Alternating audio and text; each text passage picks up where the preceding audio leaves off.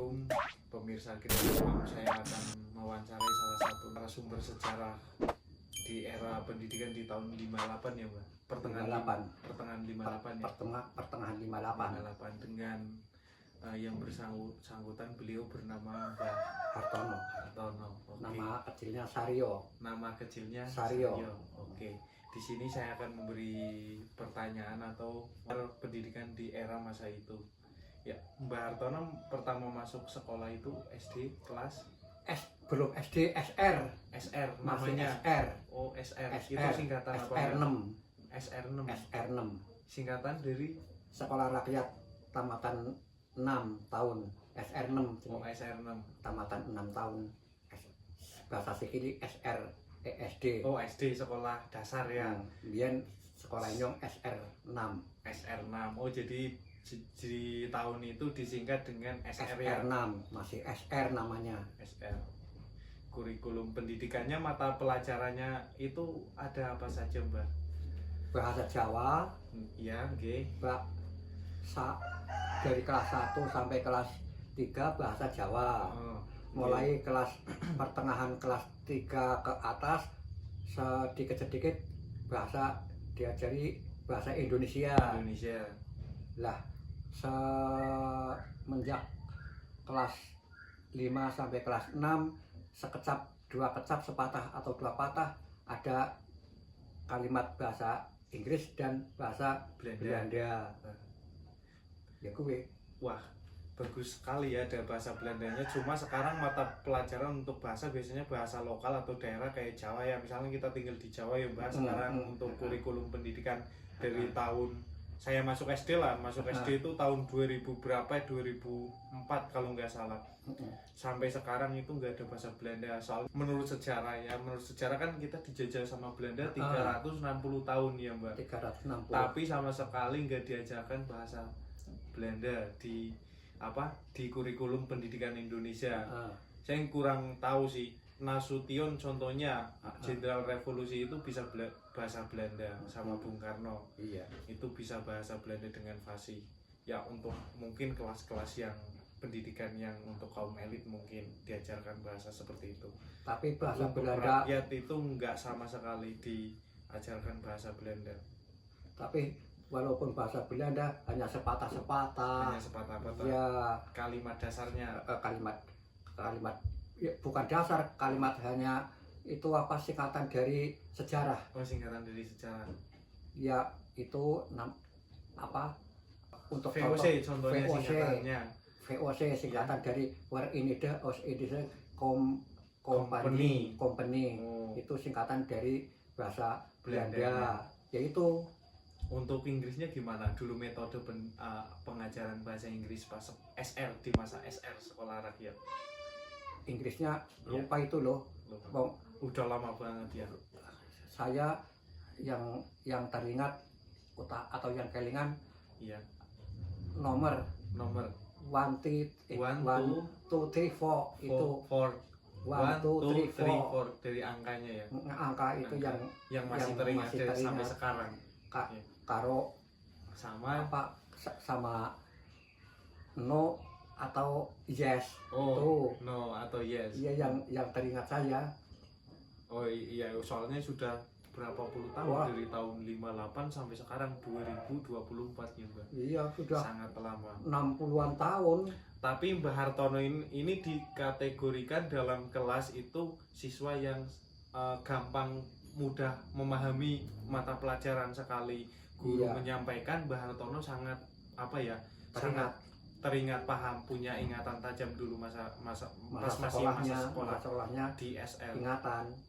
Ingatannya tajam. Ya, sangat diapresiasi karena dulu pemerintah itu belum bisa menjangkau lah mungkin lah ke sekolahan sampai pelosok-pelosok. Jadi kurang ada support dari pemerintah. Kalau misalkan di masa itu ada dorongan mungkin Mbak Hartono sekarang sudah sarjana ya Mbak.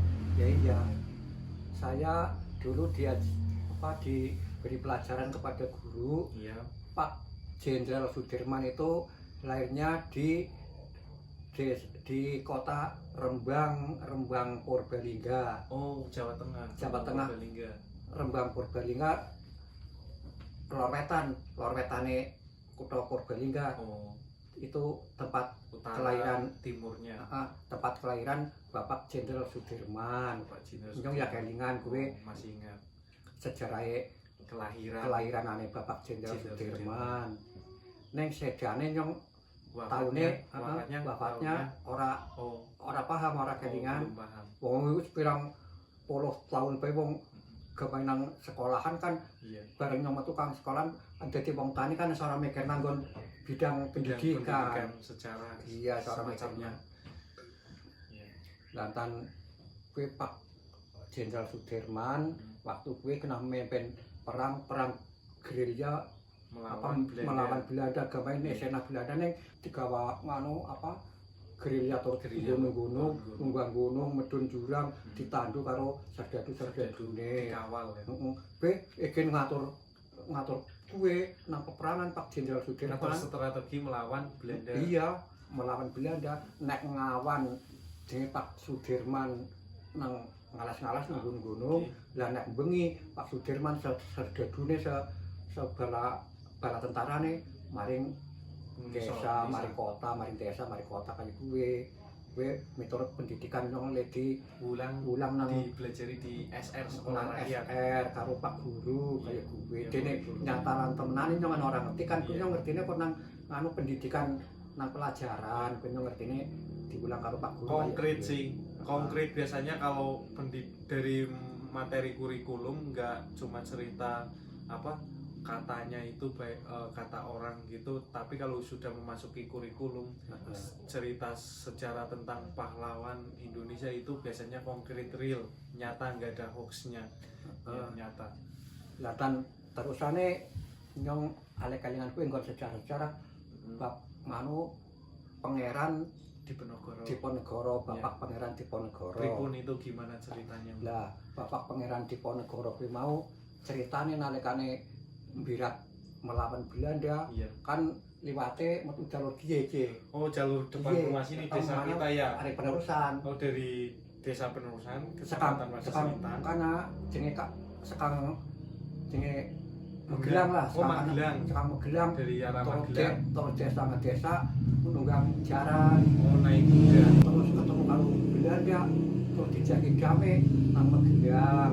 Damai nang Magelang dikabulna gampange dimenangna Diponegoro. Pangeran Diponegoro gampange wis dimenangna maring Belanda ning dikacuk. Oh, Kuwi berencana licik dengan dikabulkan meminta perdamaian. iya, bareng kuwi dimenangna disahna dadi pangeran jenenge Pangeran Abdul Hamid R. Cokro Amirul Mukminin Sayyidin Banotagama Khalifatullah Tanah Jawa. Kuwi Namanya panjang banget. kuwi Abdul Hamid Cokro. Abdul Hamid R. Cokro Abdul Hamid RU Cokro. Abdul Hamid Abdul Hamid R. Cokro RU Cokro. Amirul Mukminin Amirul Mukminin Sayyidin Banotagama Sayyidin Panoto Gomo Khalifatullah Tanah Jawa. Kuwi jejere Pangeran Diponegoro Iya. dikabulna karo Belanda nih jaluk sembayang lagi sembayang ya mau sembayang luhur mau sembayang asar aku lagi tasbihan terus ditelekong maring Belanda. Dekok sing ngatur tentara kuwi Dekok Kuwi wong Belanda. ya Belanda Jenderal Jenderal Dekok Dekok. serdadune sing anu diatur mau nih ditelekong terus digawa mari Semarang gampang Semarang langsung gawa mari Makassar. Nang Makassar kan berperang berkobar ceritanya Pak Guru oleh cerita lah nakana wafat utawa sedan nang Makassar Pangeran Diponegoro ya sedane nang Makassar Pangeran Diponegoro dalam pengasingan yang dibawa ke Makassar ya. Pas masa sampai sekolah di sekolah rakyat atau SR sampai belajar sejarah tentang pahlawan wanita yang menyetarakan kesamaan antara pria dan wanita. Ya. Jadi punya potensi untuk yang bisa menjadi dokter, nggak seharusnya di rumah gitu. Ya bisa sampaikan. Ajeng Kartini setelah Raden Ajeng Kartini lahir dewasa bisa memperjuangkan wanita, jadi yang pertama menyponsori perjuangan wanita sejajar sama pria, yaitu Raden Ajeng Kartini yang lahirnya di Rembang, di Jepara Rembang. Itu Raden Ajeng Kartini yang memperjuangkan wanita sampai sekarang sejajar dengan kaum pria, ya. sejajar dengan kaum pria, yaitu Raden Ajeng Kartini. Tapi sebelum sempurna perjuangan Raden Ajeng Kartini sudah wafat atau seda di umur selawe tahun, 25 tahun Raden Ajeng Kartini itu yang melanjutkan perjuangannya itu Raden Ajeng Sartiko, Jawa Barat, Bandung, yang melanjutkan perjuangan Raden Ajeng Kartini sampai sekarang wanita bisa sejajar dengan pria. Itu perjuangan dari Raden Ajeng Kartini dulu yang sederajat kaum wanita, memperjuangkan derajat wanita untuk setara dengan kaum pria. Iya, yaitu Raden Ajeng Kartini, dan Raden Ajeng Sartika Bandung. Raden Ajeng Kartini itu Jepara, Raden Ajeng Sartika Bandung. Itu yang melanjutkan perjuangannya Raden Ajeng Kartini. Ya sampai sekarang ada wanita bisa jadi dokter, jadi lurah, jadi pejabat apa saja, pejabat tinggi sampai jadi presiden, yaitu yang memperjuangkan pertamanya itu ya Raden Ajeng Kartini, yang memperjuangkan wanita supaya bisa sederajat sama dengan kaum pria. Yaitu begitu ceritanya Pak Guru. Saya bisa cerita begini karena di sekolah dulu kan Pak Guru diajari oleh Pak Guru tentang sejarah itu Raden Ajeng Kartini. Ya begitu. Gue nyong zamane sekolah wis kelas 5 tekan kelas 6 gue diulang sejarah karo Pak Guru kayak gue. Oh iya, pas zaman cilik iki sekolah mien Belanda isih nang kene ora? Ora, nyong wis bar Jepang. Nyong lahiran tahun 48 kon, Jepang bubar tahun 45.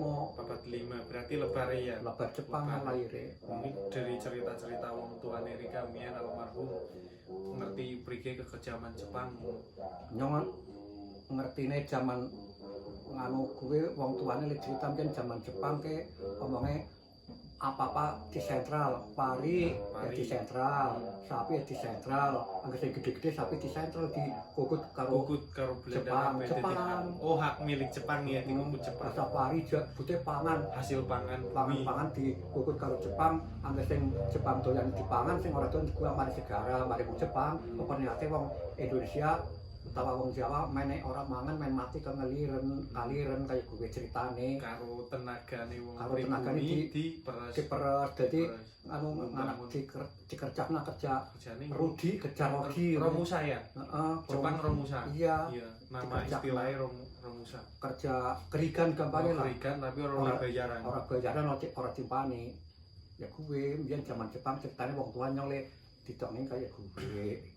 Zaman Jepang kejem banget pemerintahan Jepang ketang Belanda. Belanda sih ora kejem kok licik Belanda. Belanda kok licik. Kejem tapi licik. Kok licik, pinter gampangnya. Kok pinter iki. Tapi Jepang wah cara keras banget kowe. Okor milang-milang 3,5 tahun, okor alin jajan nang masa penjajahan nang tanah air Indonesia kok 3,5 tahun umpamane kasih 300-an tahun kayak Belanda ya kayak-kayane entek berarti kabeh wong Indonesia. Saking kejeme Jepang. Ceritane wong tua anu ora ngerti kok gampang didongeni. Biyen angger